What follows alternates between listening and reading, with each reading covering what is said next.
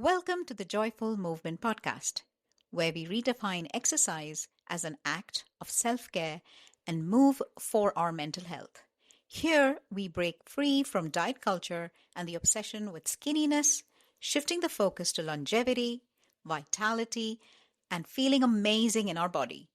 Movement should be joyful, accessible, and empowering for everyone, no matter your size, shape, age, or fitness level.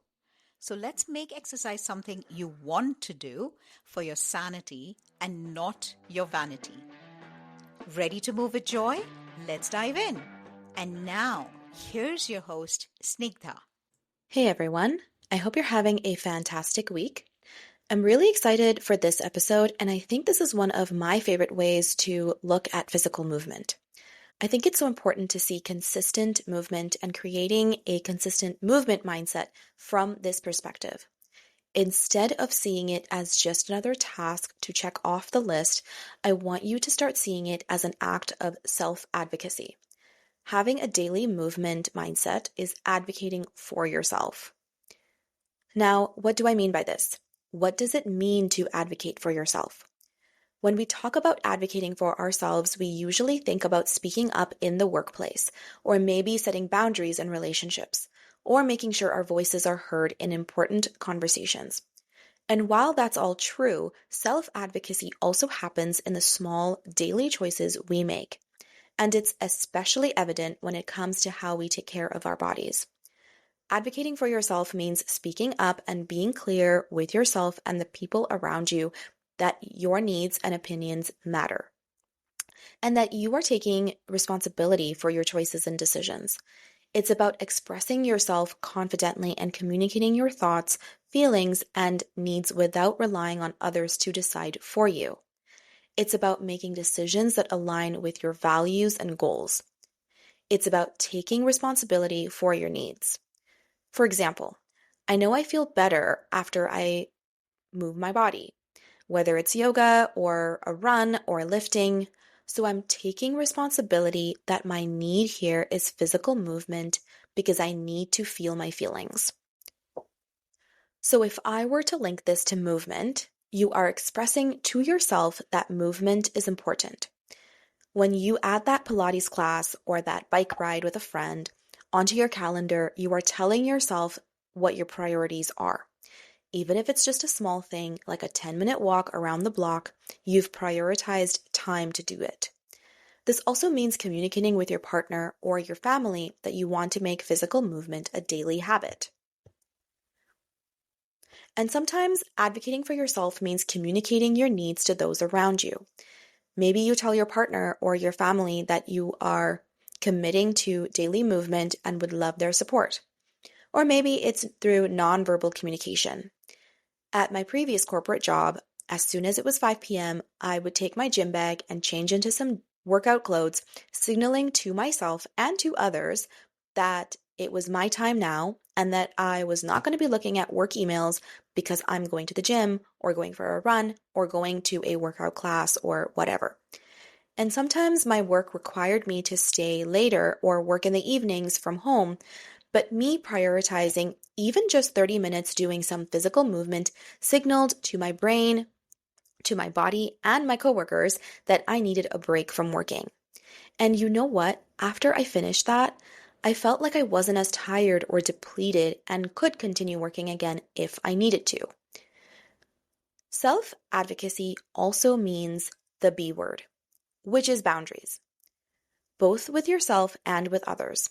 I know that the word boundaries can be daunting for some people, but you have the right to take time for physical movement. And again, it does not have to be a 1-hour-long workout.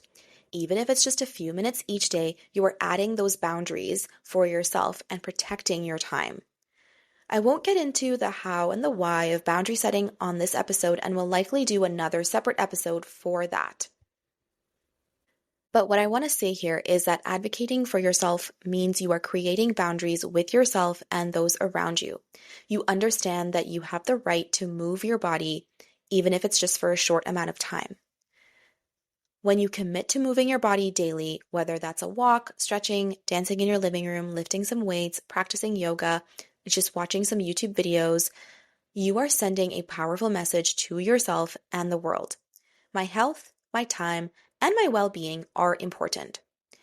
It doesn't have to be huge. It doesn't have to be time-consuming. It doesn't have to be really intense, but it is an act of self-care and an act of standing up for yourself. When you put movement on your calendar, you are actively prioritizing yourself. You're saying, this time is mine, and I choose to use it to nourish my body and mind. And let's talk about decision making. Advocating for yourself means you don't wait for external approval. You don't need to ask, do you think I should start walking every day? Or wait for someone else to join you before you take action. If you want to move, you move. If you want to go for a walk, you do that. If you want to go for yoga, you go for the yoga class. If you want to do Pilates from home, you do that. You don't need to ask anyone for permission to do it. You don't give away that decision to someone else. You don't seek approval or permission from someone else. Now, let's shift gears and talk about advocating for yourself in relation to how society functions. To me, physical movement is me advocating for myself in a world where we are constantly bombarded with ads for Ozempic and so-called fat loss pills. Physical movement is me advocating for myself in a world where we think that the only people that should go to the gym or a Pilates studio or whatever are people that have a certain aesthetic look or only wear certain brands. What I mean by this is when you picture a girl that goes to Pilates, what comes to mind? We think they look a certain way or they have a certain body type. Maybe it's even a certain type of ethnicity or hair color. Or when I tell you to picture a guy that lifts 5 times a week, what image comes to your mind? Or what if I told you to imagine someone that plays basketball 3 times a week? What image comes to mind? So by adding movement, you're advocating that bodies that move can vary from person to person and reinforcing that in yourself. When I'm prioritizing daily physical activity, I'm advocating for healthy aging, vitality, longevity, and for my future healthy self. Physical movement is also me advocating for myself and my peace of mind. Because we live in a world where we are constantly expected to be on, whether it's online or reachable via text or a phone call. I mean, almost all social media apps allow for messaging. Whether it's Instagram or Snapchat, you can message someone directly. So for me, physical movement means not responding to messages during that time. It's also a space where I can give myself some peace of mind in the sense that there is so much negative news and we are constantly bombarded with negativity in the world that having that time where we can just focus on our mind and focus on our body can actually help us. Physical movement is also me advocating for my younger self that thought that she should take up as little space as she could. But when I go to that yoga class or dance class or to the gym, I am reminded that I am allowed to take up physical space. It's such a small shift, but even when I'm going for a walk or running, I have to remind myself that I am allowed to take up space on the sidewalk. I don't have to apologize for being there. I think a lot of people get stuck and they hesitate and they wait for the right moment. They'll wait until a big project is done at work, or when the new year starts, or when winter is over.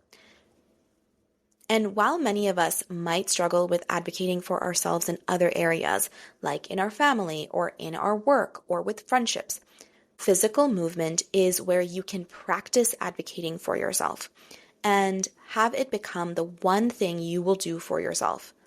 The best time to start advocating for yourself is right now. And you can practice the skill of advocating for yourself through daily physical movement.